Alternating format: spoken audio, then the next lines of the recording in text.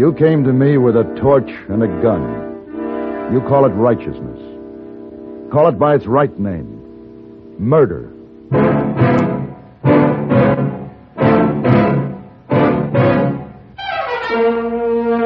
Have Gun, Will Travel. Starring Mr. John Dehner as Paladin.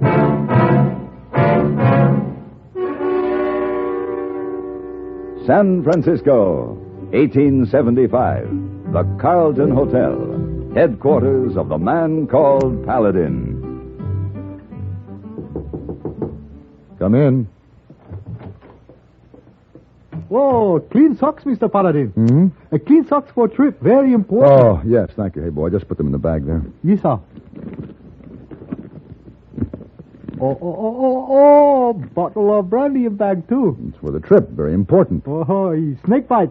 Correct. Oh, no snakes in Nevada territory this time of year. Why not? Too cold. Maybe brandy for other purpose, like drinking?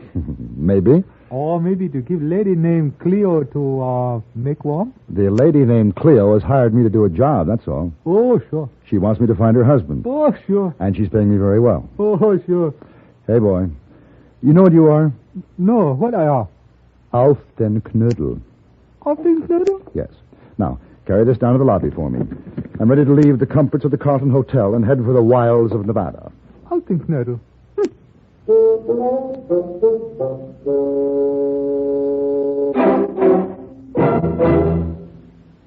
Do you see speed laws and other regulations as restrictive, or do you look upon them as protective?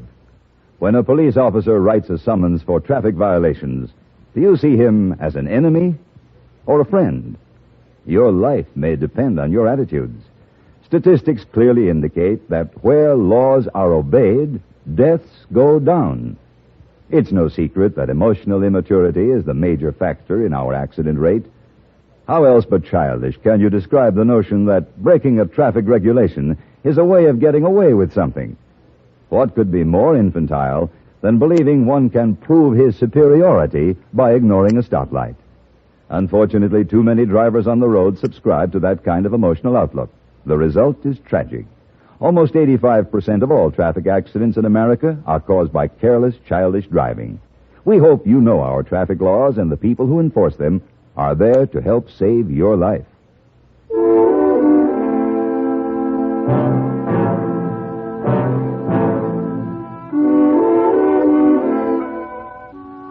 The lady named Cleo, whom I had traveled over 1,000 miles to help, turned out to be a fat shrew of 50, and her desperate need of me was to find a husband who had understandably tried to blot out his memory of her with drink. By the time I found him, he'd done pretty well. I figured they deserved each other, so I brought him back, memory and all. But I was left in the middle of the Nevada desert, miles from the railroad. I'd been riding for a full day when I heard a strange sound in the desert stillness, or at least a strange sound for that lonesome place. It was a baby's cry. And then I saw the wagon. It sat alone, without horses, forlorn in the sand, no sign of life, except the sound. I dismounted and walked toward the wagon.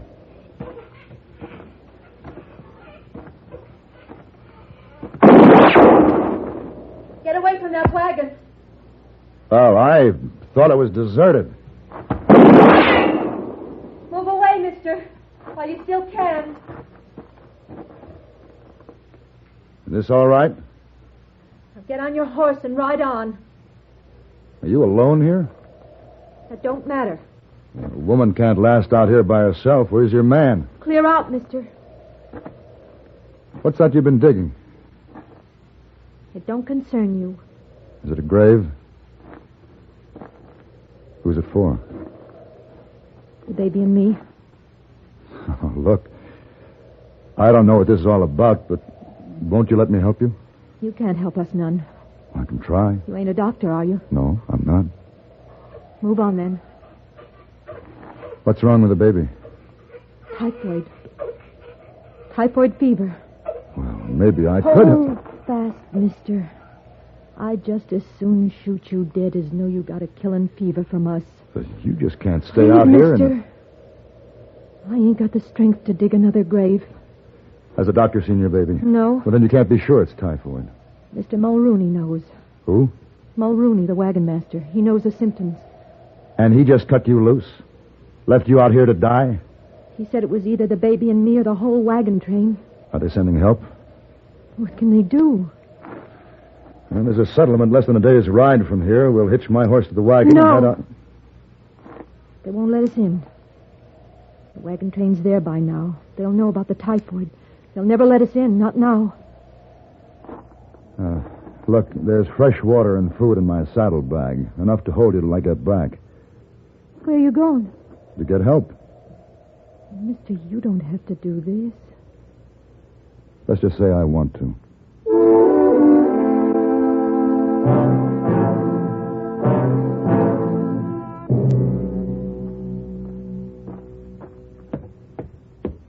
Pardon me, ma'am. Yes? They said at the store I'd find a doctor at this house. Yes, that's right. My name is Paladin. I'd like to speak to the doctor, if I may. You are, Mr. Paladin. You're the doctor? Dr. Phyllis Thackeray. Oh, well, how do you do? Didn't they tell you down at the store? Well, there were some looks. I guess people out here haven't got used to the idea of a woman doctor. Most of them won't even believe I am a doctor. Are you? My diploma's inside, if you'd care to look. Oh, well, no, I'm not the patient. Who is then? A woman and her baby. What's wrong with them? The baby might have typhoid fever. Might have? Well, I'm not sure. Where are they? They're lying in a wagon a day's ride from here. I see. It's a long ride. You'll find my horse in the stable. By the time you have him saddled, I'll be ready to go. You're quite a woman. I'm a doctor, Mr. Paladin. Wait a minute. Oh. Looks like a delegation, doesn't it? Yeah. Just a minute, you two. I got something to say. Yes, Mr. Davis? Mister, you didn't tell us those people had typhoid fever. No, I didn't. Who did? I did. My name's Jeremiah Mulrooney. Well, now, Mulrooney. You don't look like a murderer. What? You sentenced that woman and her baby to die when you left them out in the desert. They're diseased. You've done nothing to help them? Look, mister, typhoid's a terrible thing. It's nothing to fool around with. We don't want it here. He that toucheth pitch shall be defiled forthwith. You've consorted with the disease. The fever is upon you, too. So, you'd better make tracks, mister. Wait. Mr. Davis, he's not even sure it is typhoid. I'm sure. I saw it. You're not qualified to say. And who says she is? Are you going out there with this man, Mr. Thackeray? Well, of course, Mr. Davis, I'm a doctor. All right, that's up to you, but once you mix with a fever, you're not welcome back here. And don't try bringing those fever patients back here either. If we have to bring them back, we will. Look, we got folks to protect, children of our own. And we'll shoot you down if we have to keep them safe. They mean what they say, Mr. Paladin. So do I. You ready to go? I'm ready.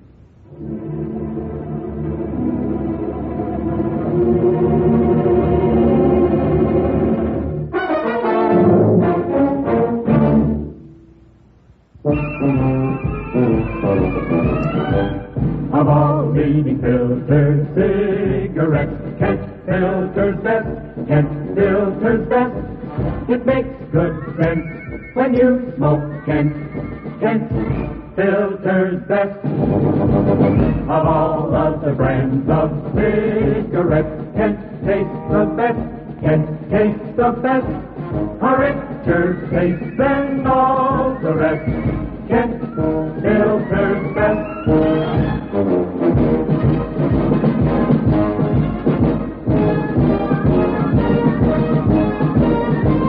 It makes good sense when you smoke Kent.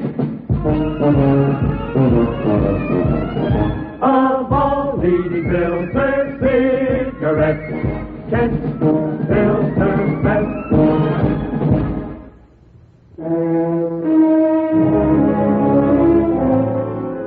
I guess perhaps I wasn't used to the idea of a woman doctor myself, especially one as pretty as Phyllis Thackeray.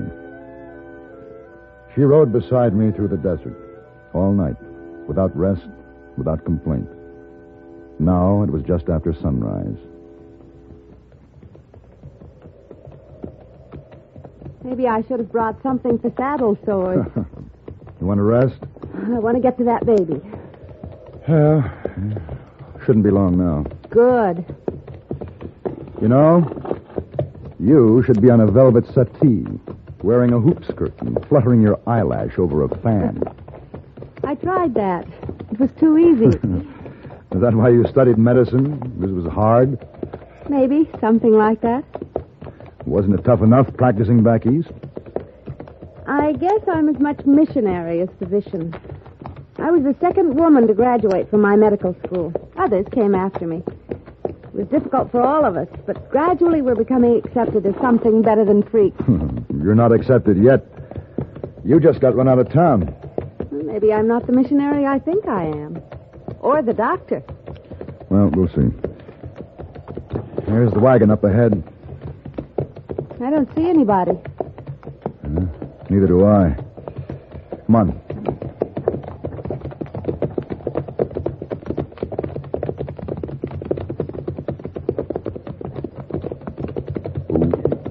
Ooh, now. Ooh.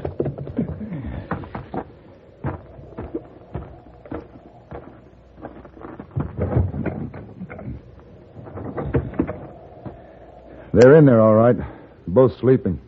I hope that's what it is. Is there anything I can do? Just help me up there. And cross your fingers.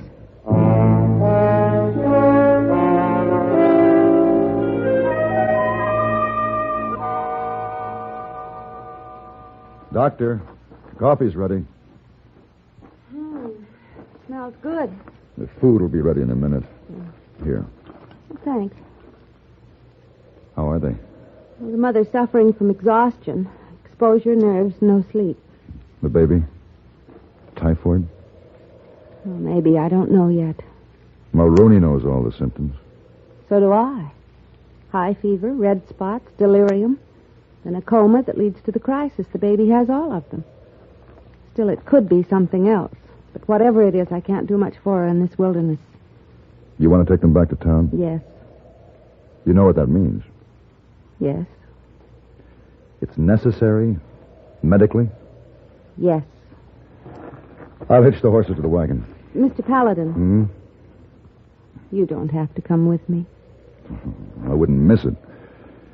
There's something about that Mulrooney's face I didn't like.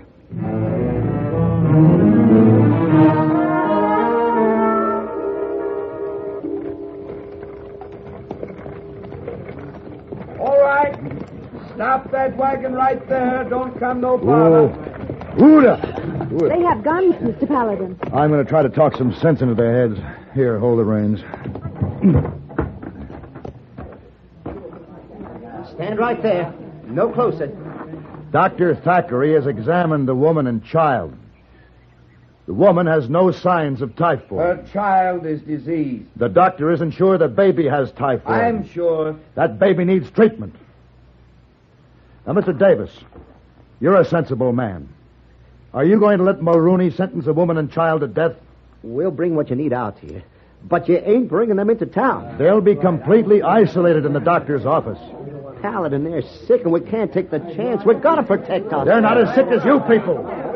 Now, you may be able to keep them out of this settlement, but you'll carry your own sickness with you wherever you go. You'll die again every time you see a baby smile. We've got our own kids to think about. How do your children cry when they're sick? Any different from that baby? Suppose it was your child crying like that. Would you send it to the desert to die? Now listen to me, all of you. I'm driving that wagon to the doctor's office, and don't you try to stop me. If you need a doctor, you know where she'll be. We won't let you do it, Paladin. We won't let you bring disease and pestilence into our midst. I'm afraid they'll use those guns, Mr. Paladin. Get back there with Mrs. Benson. Both of you lie flat. You going to try it? Go on, get back. Come on! Something! Shoot!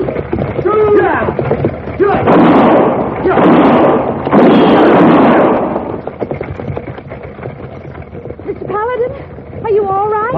Fine, we're through. I'll have you in your office in another minute.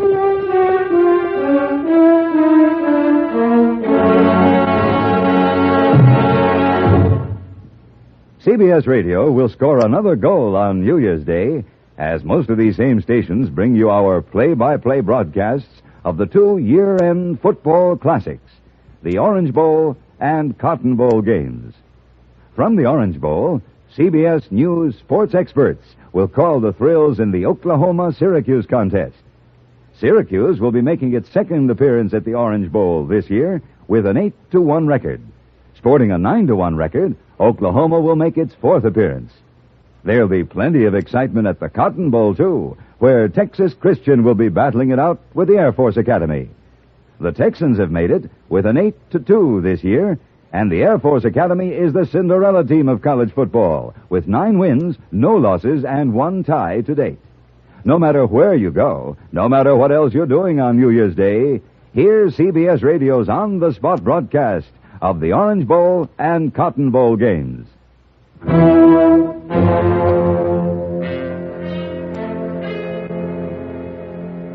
All through that night, I sat on her porch and kept watch, seeing their torches, hearing the voice of Mulrooney haranguing the townspeople, working them up. But they didn't come. And inside, the doctor worked with her patients. It was after dawn when she came out to me. Still quiet? Oh, well. Mulrooney is still working on them like a witch doctor. There's breakfast inside. You'd better eat something. I'll stand guard for a while. Thanks. How's Mrs. Benson? She'll be all right after she gets some rest. And the baby? The fever broke last night. Oh, what does that mean? It isn't typhoid. Not typhoid? You sure? Yes. Well, how can you be certain? You've only been with her overnight. You still doubt me, don't you, Mr. Paladin?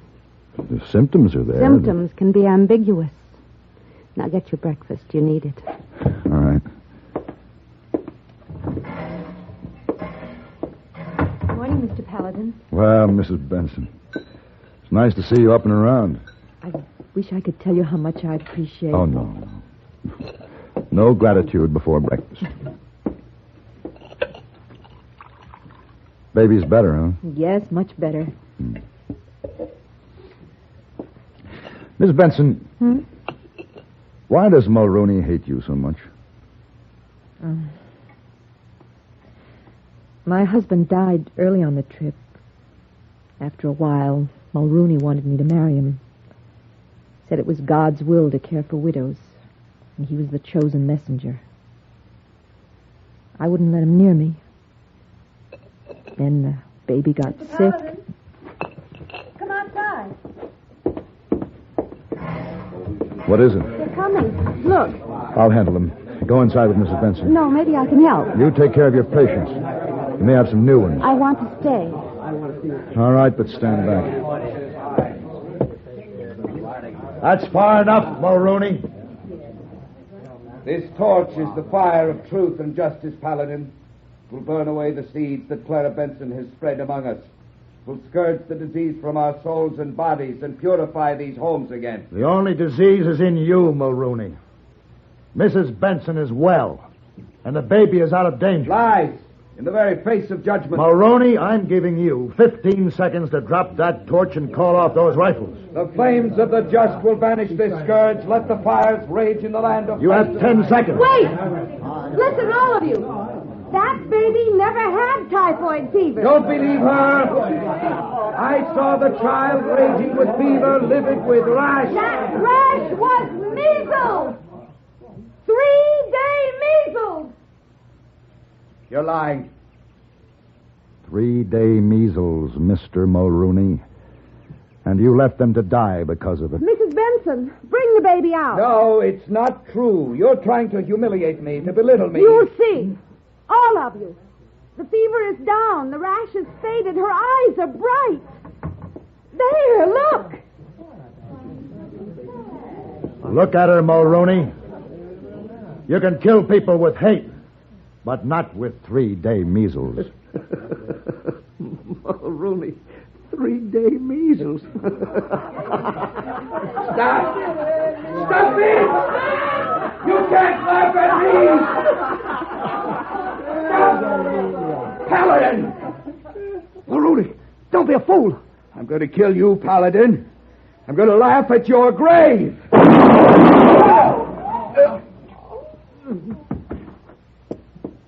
Let me see. There's no need. I think he's dead. You shoot very straight. Mr. Paladin. What do you want? Mr. Paladin. Well, I guess we was wrong to listen to him. He seemed to have so much book learning.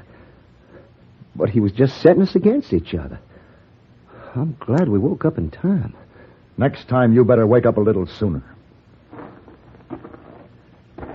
Dr. Thackeray, this town hasn't been too good for you. Maybe you'd like to come along with me.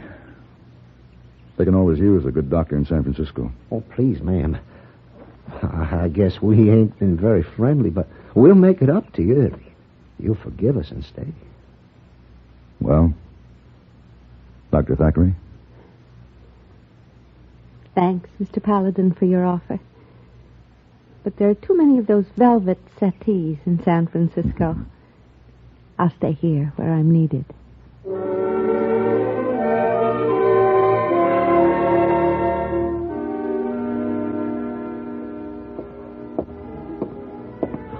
Oh, good afternoon, Mr. Paladin. Good afternoon, hey boy. You get in late last night. Sleep all day. Now up and feeling fine. I do indeed. Oh, you have good time with Lady Cleo? Lady Cleo? Lady who sent for you. You know. Oh, as a matter of fact, I'd forgotten about her. Oh, sure. I met a lady who was much more charming. A lady doctor. Oh, sure. Yeah. As a matter of fact, I've had a fine case of 3-day measles. Oh, yeah, the 3-day measles. Oh, sure. It's true. Yeah.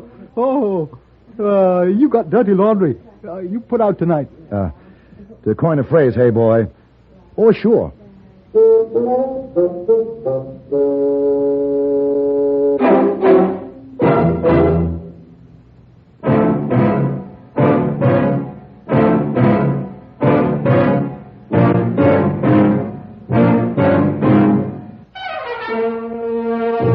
Have Gun, Will Travel. Created by Herb Meadow and Sam Rolfe, is produced and directed by Norman McDonnell, and stars John Dehner as Paladin, with Ben Wright as Hayboy. Tonight's story was written by Don Brinkley and adapted for radio by John Dunkel. Featured in the cast were Virginia Gregg, Vic Perrin, Gene Bates, and Lou Krugman. Hugh Douglas speaking.